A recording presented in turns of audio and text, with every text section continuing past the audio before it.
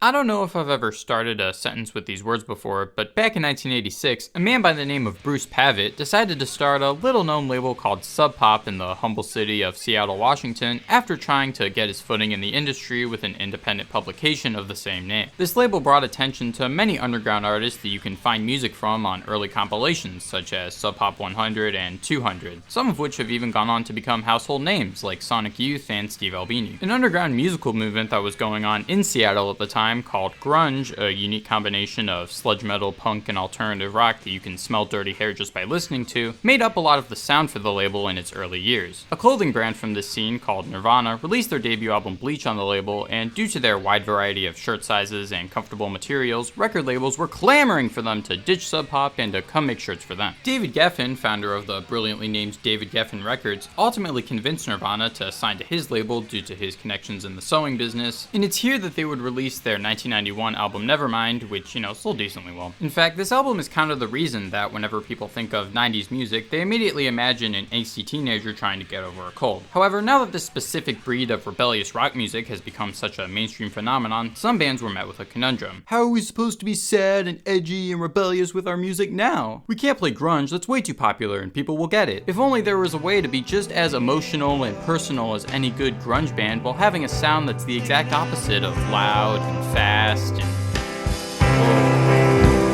Around the same time that Sub Pop was getting started and grunge was bubbling in the underground, a number of bands from across America started playing a distinctly slower and more intimate style of alternative rock. Pioneers of this sound include the San Francisco-based American Music Club, Boston's very own Galaxy 500, and New York outfit Codeine, whose 1990 album Frigid Stars is an all-time classic that was released on, Sub Pop Records, would you look at that? Well, these bands all played in a similarly distinct style with characteristics that set them apart from other alternative acts at the time. The sound didn't have a name, and since it wasn't a regional movement like grunge and more of a coincidental aesthetic choice, it kind of just existed as a different approach to the genre. That was until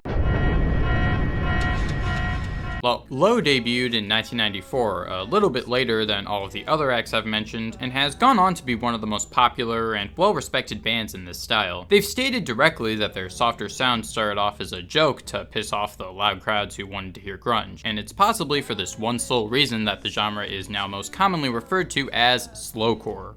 No, I'm not making that up. Slowcore is living proof that if you wait too long to give your innovative new music subgenre a name, then people will just pick an adjective and write core next to it. This name actually confused me when I first saw it though, because when core is at the end of a genre, it's usually short for hardcore, meaning genres like metalcore, breakcore, and crunch are more extreme takes on the larger genres they encompass. With this in mind, I just assumed that slowcore was some kind of doom metal with a hardcore punk influence, but no, it's not that at all, which makes the name that much funnier to me. Jokes aside, slowcore has become one of my favorite genres of the 90s, as I find it really refreshing to hear something that was basically an alternative to the alternative music that was popular at the time. While the genre wasn't as commercially successful as its grunge counterpart, it did make its way to a pretty hefty amount of notable labels, like Rough Trade, Cranky, the aforementioned Sub Pop, and 4AD, who signed arguably the greatest slowcore act to ever do it, Red House Painters. This band formed in San Francisco in the late 80s and was led by vocalist and songwriter Mark Kozelek, aka The Koz. Now, you might know The Koz as the guy who writes 20-minute songs about having erectile dysfunction, but before delving off into a more stripped-back and rambly sound with Sun Kil Moon, he was one of the most poetic songwriters of the 90s. Red House Painters weren't focused on writing earwormy hooks or repetitive melodies, as most of their songs are structured like long poems, or short poems that are made to sound long. Whenever you do get a refrain, it's usually still used to push the song's narrative forward and feels relatively brief in context of the whole track. This is even true on later records like Old Ramon and Songs for a Blue Guitar, which are much folkier and conventional sounding than their earlier offerings. Bringing all of this home is Mark Kozelek's angelic vocal performances, which sound perfect over the soft guitars and slow tempos that the group is known to work with. What he lacks in vocal range, he more than makes up for in his delivery, which treats the linear verses as stanzas in a poem, but is just melodic enough to make you want to sing along. During their roughly 10 to 13 years as a band, they released 6 albums and an EP, and while their first 2 records are generally their most celebrated, I think they have one of the most consistent discographies of the 90s, and I'd recommend at least trying out all of them. The group officially formed in 1988, and quickly gained some notoriety in the San Francisco area that they performed in. Throughout the next few years, they recorded a whole 90 minutes worth of demo tracks that they put onto one tape, and with the help of fellow Mark Mark named San Francisco slowcore musician Mark Eitzel from American Music Club, a copy of the tape was able to reach Ivo Watts Russell, the founder of 4AD. Russell immediately fell in love with the tape, so he signed the band to the label pretty quickly. However, in classic 4AD style, the first album that the band would put out on the label would pretty much just consist of their demo material, but mixed properly to be a commercial album. The band chose 6 songs from the tape to make up what would become their debut, Down Colorful Hill. So yes, this album is technically just a bunch of demos that don't necessarily have anything to do with each other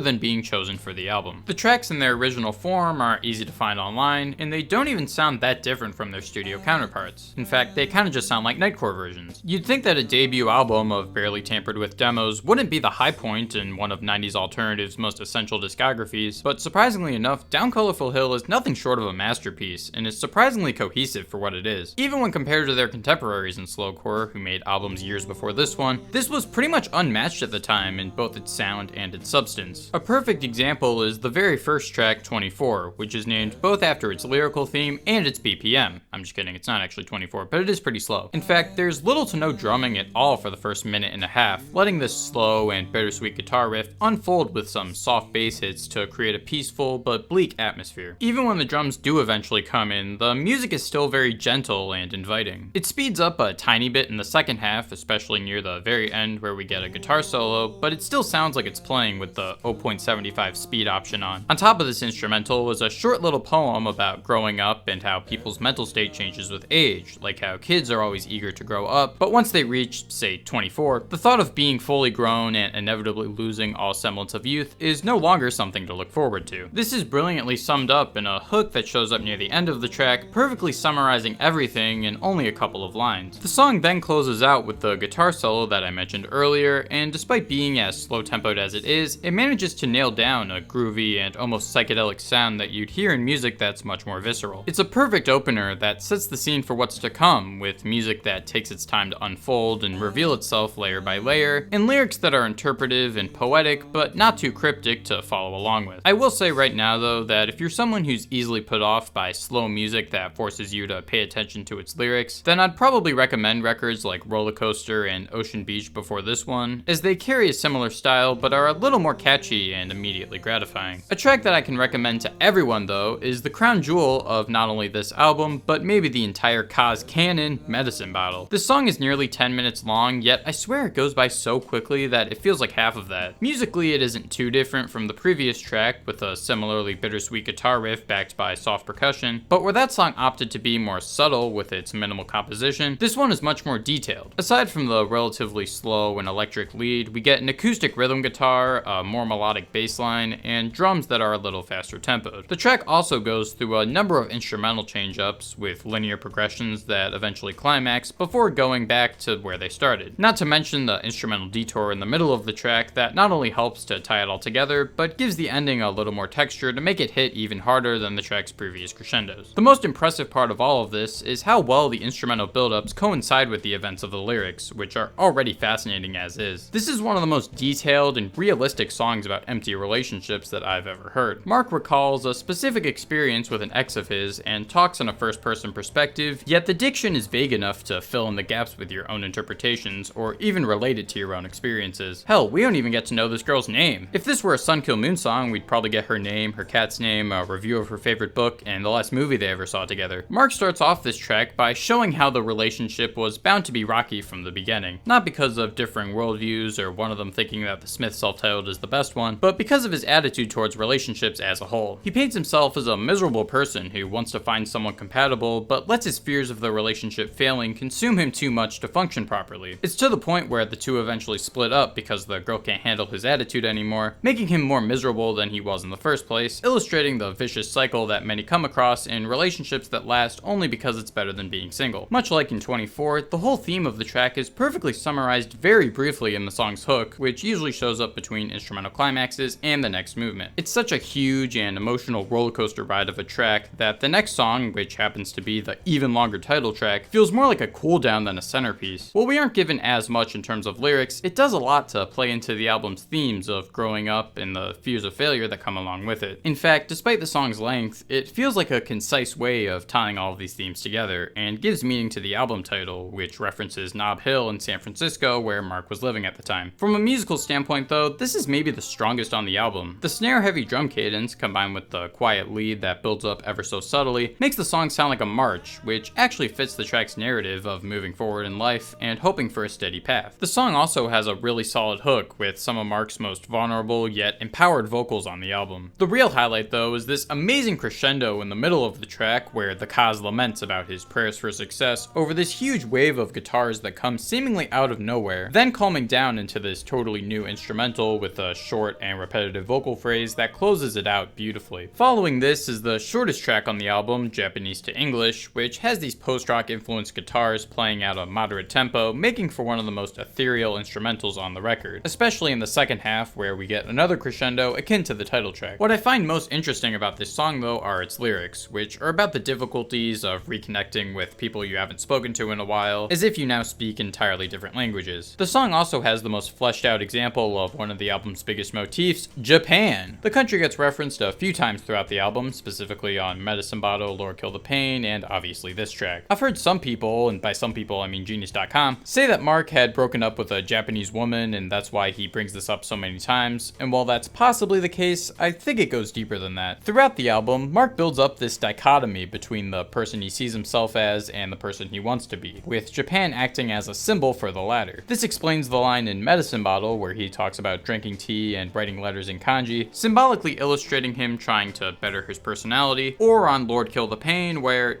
well, we'll get to that track in a bit. Comparing the difficulties of trying to maintain conversation with someone you used to be close to but haven't seen in a while to speaking a different language from them is something that I can already vibe with, but the fact that he chose Japanese further plays into this motif and gives the song even more meaning. It's as if he's saying that he can't comprehend how easy it is for everyone else to maintain relationships and get along so easily when it's so difficult for him. That's not to mention the great one-liners in this song, like this dictionary never has a word for the way I'm feeling, or this little section right here. After this track, we get what is by far the most polarizing cut on the album, Lord Kill the Pain. I know a lot of people dismiss this as a joke song because the lyrics are this super exaggerated fantasy of Mark asking God to get rid of every person in his life that presents any mild inconvenience for him, but I think it's earned its place on the record regardless. Not only do I get a good chuckle out of the lyrics, but it's a nice breather that gives the album a nice touch of self-awareness. I don't want to completely dismiss these lyrics either because, while it may be cartoonish to kill your parents for doubting your creative vision, the sentiment still comes from a real place, and feels raw and therapeutic when juxtaposed against much more serious tracks. Mark even asks the Lord to put him to sleep and wake him in Japan so he can learn a new language, continuing the motif that I talked about earlier. The track maybe overstays its welcome a little bit considering it's not even the shortest song here, but I think it does enough to stay interesting throughout its 6-minute runtime. It's easily the catchiest and most radio-friendly track on the album, with an upbeat rhythm and jangly guitars that are reminiscent of the Smiths, and that instrumental segment in the last 2 minutes is awesome. The last track, Michael, is a more somber and acoustic ballad where Mark reminisces over his old childhood best friend who he hasn't been able to talk to in years. He brings up old memories and what he was like as a person, but we don't get to know why he lost contact with him. However, I get the feeling that Mark doesn't even know why, and they just happen to grow up and go their separate ways as many people do when they get older. Sound familiar? It's a very sweet and touching song that wraps up the album's themes in a more intimate way than maybe anything else on the record. So overall, despite technically just being a bunch of demos, Down Colorful Hill comes together into a pretty cohesive album experience. It explores the themes of growing up, losing contact with people, and changing as a person throughout life. I also think it paints a very vivid picture of a 24-year-old who's fresh out of college and doesn't know exactly where they're going or what they want to do with their life, which is not only something a lot can relate to, but is a vibe that comes through in a lot of alternative rock from the 90s. In that sense, Down Colorful Hill is perfectly emblematic of the time period it was born out of, yet it doesn't fall into any songwriting cliches that make it sound dated or not as relevant today. I get that the album's slow pace isn't gonna be everyone's cup of tea, but it's a record that I truly can't get enough of, and I give it my highest recommendation possible. Let me know your thoughts on this album or anything else by The Cause, and if you enjoyed, you know the drill. Teardrops feel like